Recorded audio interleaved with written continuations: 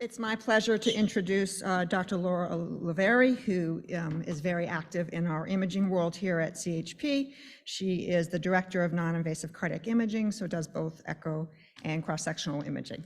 Thank you. Thank you, Libby. Good morning, everybody. Thanks so much to the organizers for asking me to speak. I love being described as active in imaging. That's like my goal in life, so thank you. I guess what I really, as I embark on this talk on cross-sectional imaging, this is what we're going to cover. We're going to cover kind of the general goals of imaging, talk a little bit about like what's imaging for surveillance versus what is imaging for like diagnosis and management. We'll go through the modalities, the cross-sectional modalities, MR and CT. We'll go through a few cases. So in terms of our goals, I think it's just important to say, particularly after the outstanding talks by Drs. Weinberg and Lamford, that echo is just the mainstay of any diagnostic imaging in order to sort out what kind of heart we're dealing with, and echo is the mainstay of any surveillance imaging, i.e., looking for changes over time. So although I am tasked with talking about cross-sectional imaging in univentricular hearts in stage 1, I guess the main thing is like, I think we can we can sort out most of this by echo, but there are a few key areas where I think cross-sectional can play a role. So when you think about imaging prior to stage 1, again, between a clinical exam and a great echocardiogram, really there are very few mysteries to be solved, but there are a couple ways, specifically CT can be useful. Sometimes a CT can be more helpful than like the 4th limited echo to find the right upper pulmonary vein. Sometimes you have to pull the trigger on cross-sectional, or for arch anatomy, or sometimes for coronary anatomy, although this is a little bit of a fraught question in a newborn who might only weigh 2 or 2.5 kilos. This is an example of such a CT image. This is actually the CT image of the fetus Dr. Weinberg showed and the baby that Dr. Lamford showed, which demonstrates here clearly confirms the ipsilateral pulmonary vein anatomy. We'll look at this in more detail later. And then the other place where cross-sectional imaging prior to stage 1 can be helpful, I think, is when we're considering managing these children using ductal stenting. Not every kid, obviously, this isn't the right choice for every child. And for sure, the kids who have ductal dependent systemic blood flow, their ducti are pretty vanilla, like they're just tend to be straight shots.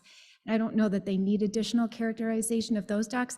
However, just like Dr. Weinberg and Lamford presented, the ducti associated with pulmonary atresia, pulmonary stenosis, and ductal dependent pulmonary blood flow, they can be wacko and wild and take all sorts of curves. And each of us imagers has like a cute word we like to use to describe them. But in essence, if Dr. Kreutzer is going to go stent that duct, I think she and her colleagues would prefer us to characterize it a little bit more.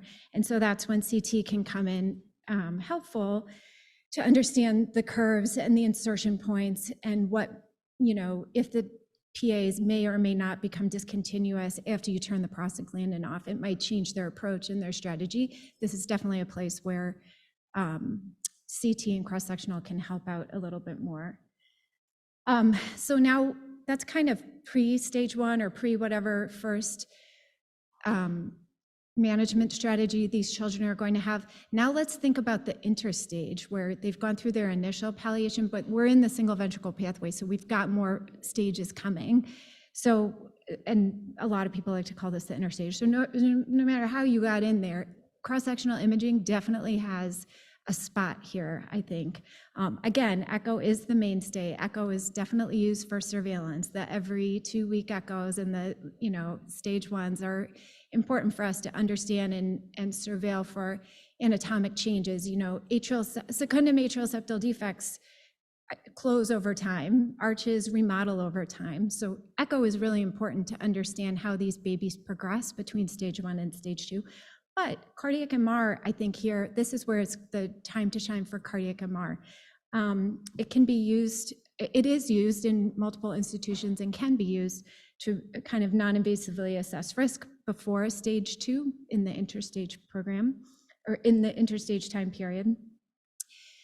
So maybe we can delve a little deeper into cardiac MR. We'll talk a little bit about strengths and limitations. A lot of what I'm going to say was just published this year in this beautiful paper, just talking about congenital cardiac MR. So cardiac MR obviously does not involve ionizing radiation. You can actually get decent images in some children without contrast, although contrast helps with signal to noise ratio. It can provide anatomic details, and usually those of us who do this in babies and kids, roughly the age of interstage kids, we push the resolution down to around 1 millimeter isotropic, which takes a little bit more time, but definitely gives beautiful results. And then if you do this and tailor the exam to the child, one can easily get reliable information regarding QPQS, valve regurgitation, and then my favorite thing, pulmonary artery flow splits. We can tell you exactly how much blood goes to the right lung and the left lung using cardiac MR. In addition to this, you can obtain RV and LV volumes. This is important, I think, for those kids who are a bit borderline, I guess, in the hypoplastic left heart complex, where maybe you're wondering, is this, or I guess either side, the RV or the LV, where you're kind of wondering, all right, is this LV going to engage and grow? Are we going to be able to use this LV eventually or RV eventually? Measurement of volumes is validated and reproducible in this population with MR. Obviously function, and essentially can measure flow in any, maybe not any thoracic vessel, but any major thoracic vessel, and forward and reverse flow for any valve. So these are things you can ask your imagers to get for you in these babies.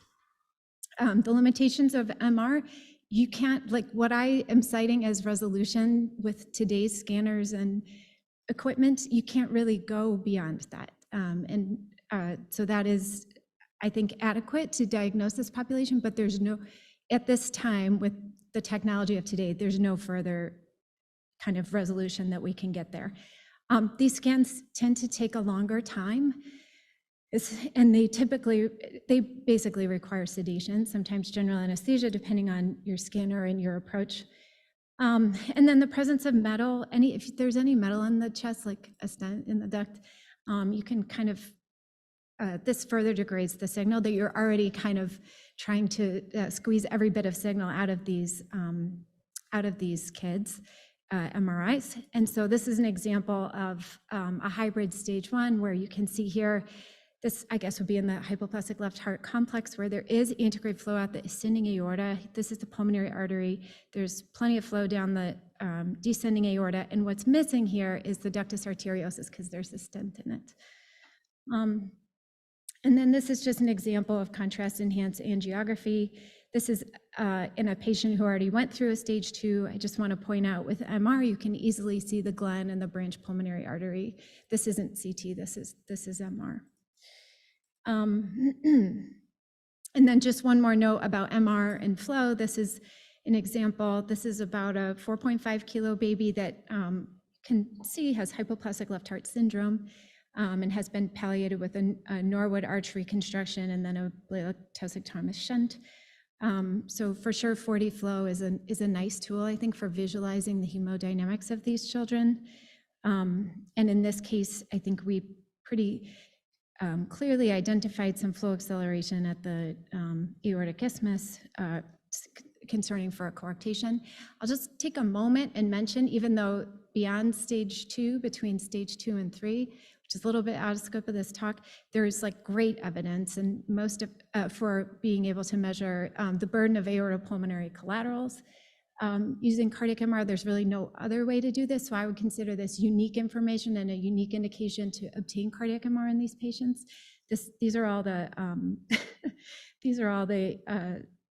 equations that we reference and all the measurements that we use, but essentially it's a reliable way to measure this and can be a useful and unique component of the care of these children.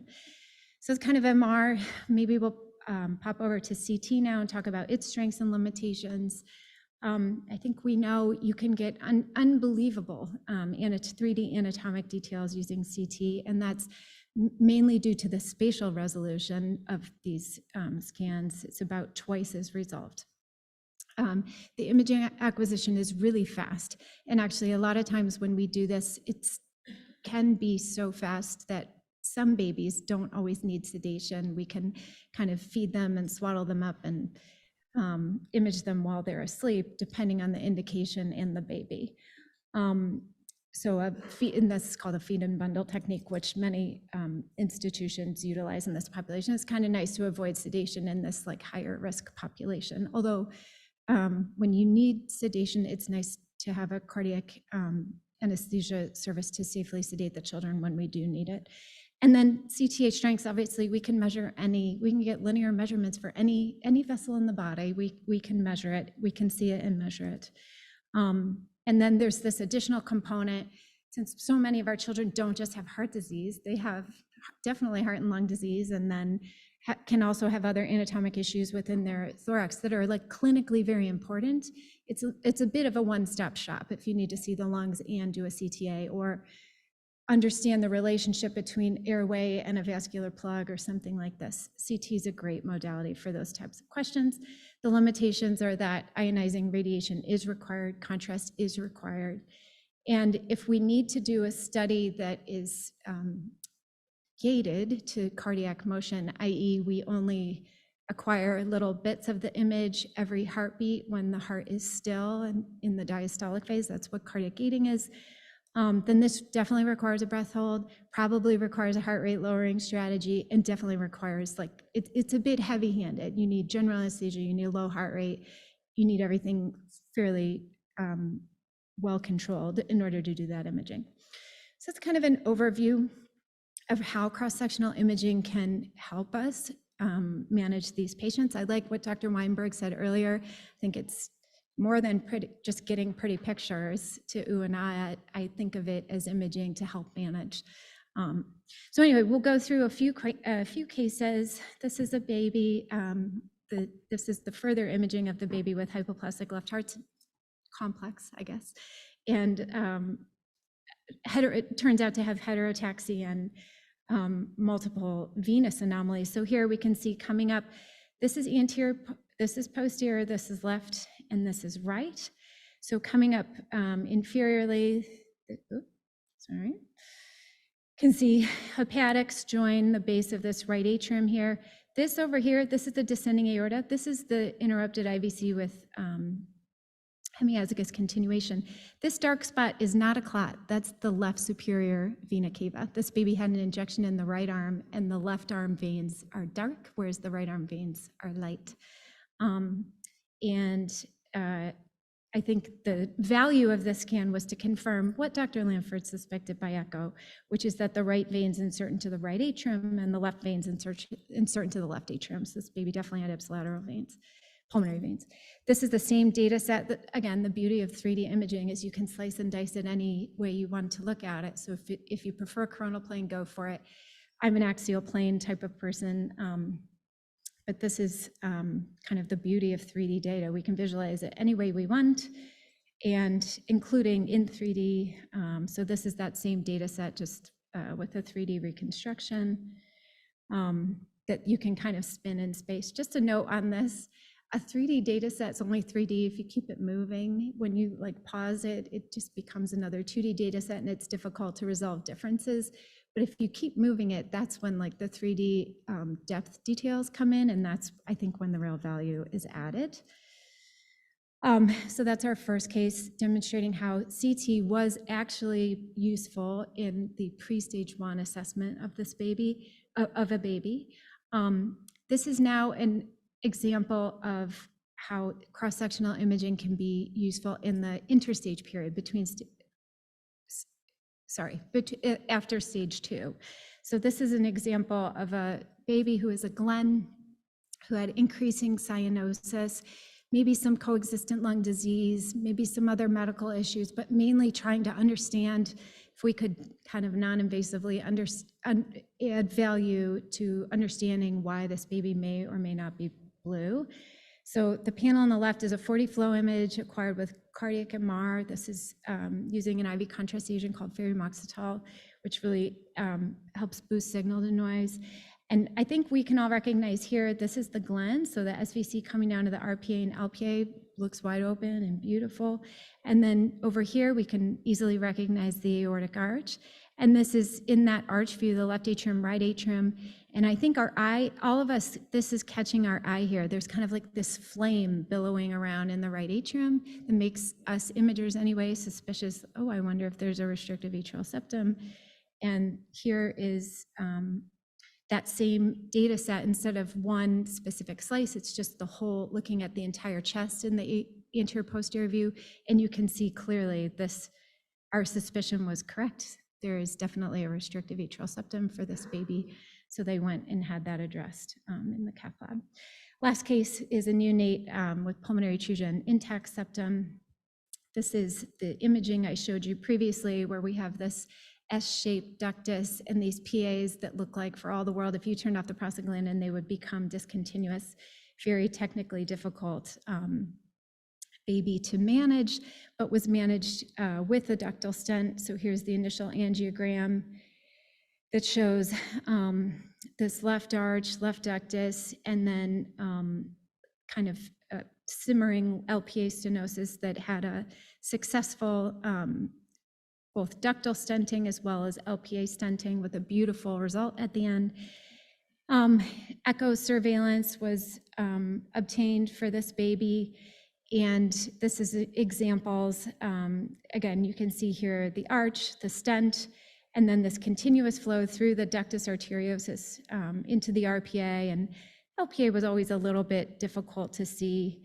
Here's about a month after the procedure. Again, you can see the ductus arteriosus with the stent inside, as well as the stent extending into the right pulmonary artery.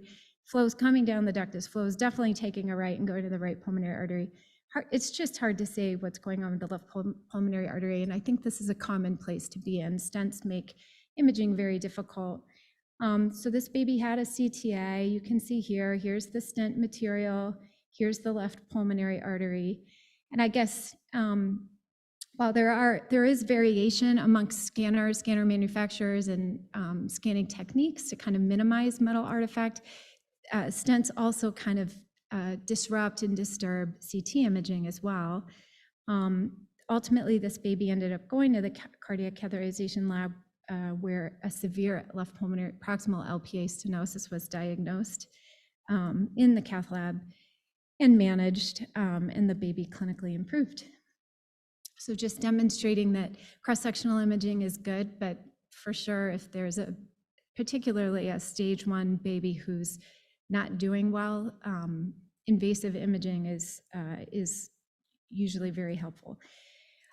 So in conclusion, just want to leave you all very confident that echo is the mainstay of imaging in the single ventricle prior to all stages and in all interstages. Echo's exceptionally useful.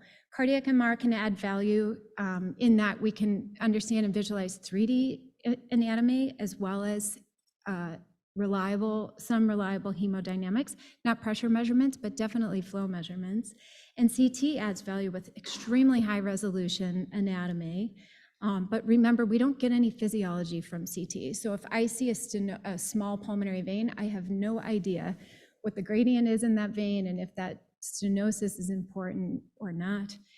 So it's typically most helpful when coupled with some other imaging modality that incorporates time, so MR or echo. And then finally, I think we all tailor our imaging approach in these babies to what our institution has invested in terms of the expertise that has been recruited there, as well as the equipment that's there. And so anything I've pointed out today is just a broad spectrum of possibilities, and this tends to be institutionally driven. And invasive cardiac cath is warranted in any interstage patients who are clinically unwell. Imaging can be helpful, but I think cath gets the last word. Thanks so much for your attention.